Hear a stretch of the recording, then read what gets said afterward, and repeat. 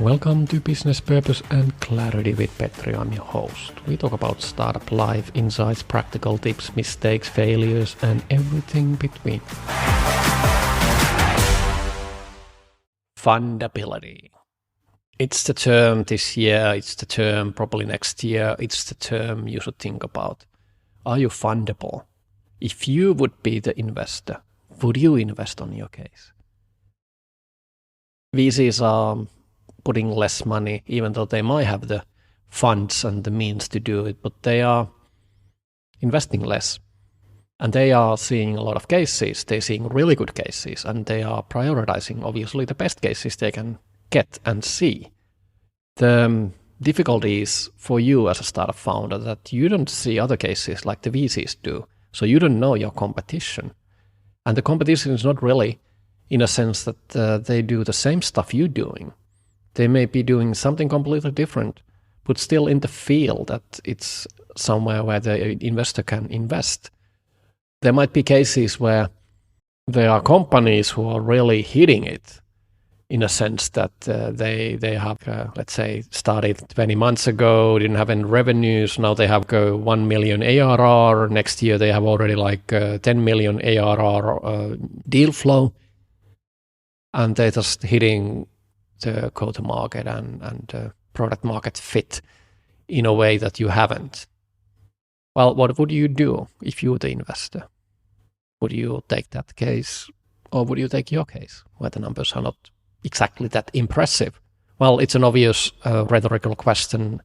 You know the answer for that one like everybody else. So, are you fundable? How are your numbers? How good is your case at this point? Can you scale? Can you turn profitable if you like? If you've been growing and now it's a harder time, so the cash is king and it's good to keep your customers, and if it's getting more expensive or difficult to get new customers, so you probably should cut the costs and survive if you cannot do the explosive growth, what you were planning to do. Are you really the global player?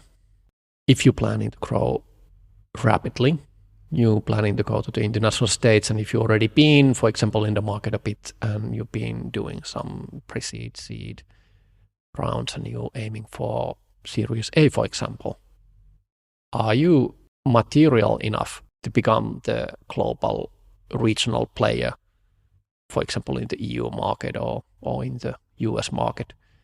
What probably is the case if you're going to Series A or B or any of these alphabets, because that means that your product should already work.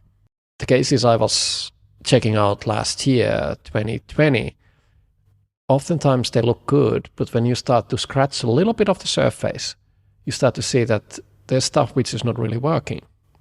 So the fundability, yeah, it looks good. I love the people. I like the product. I like the market. A lot of stuff is in place.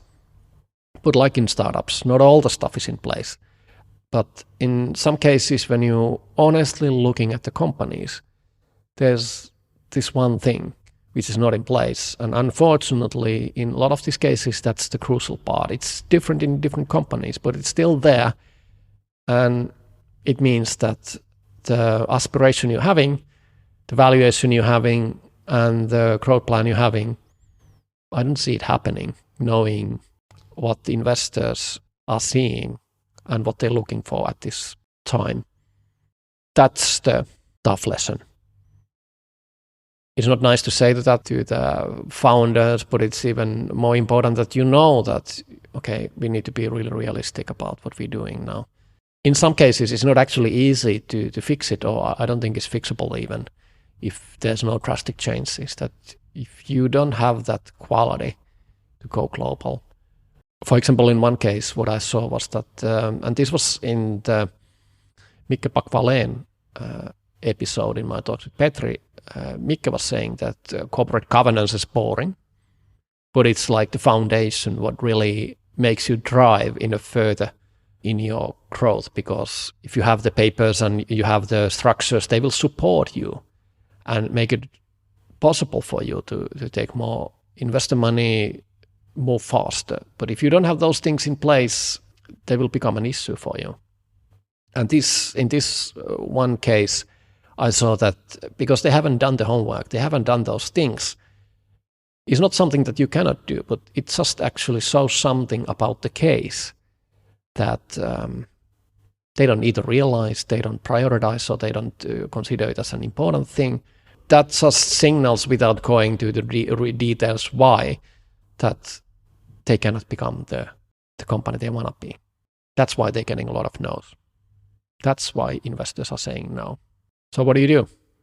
Well, talk to your founders, other founders, try to help each other out. And sometimes you can fix things, sometimes you need to change stuff, and sometimes you just need to adjust your expectations and run the company accordingly.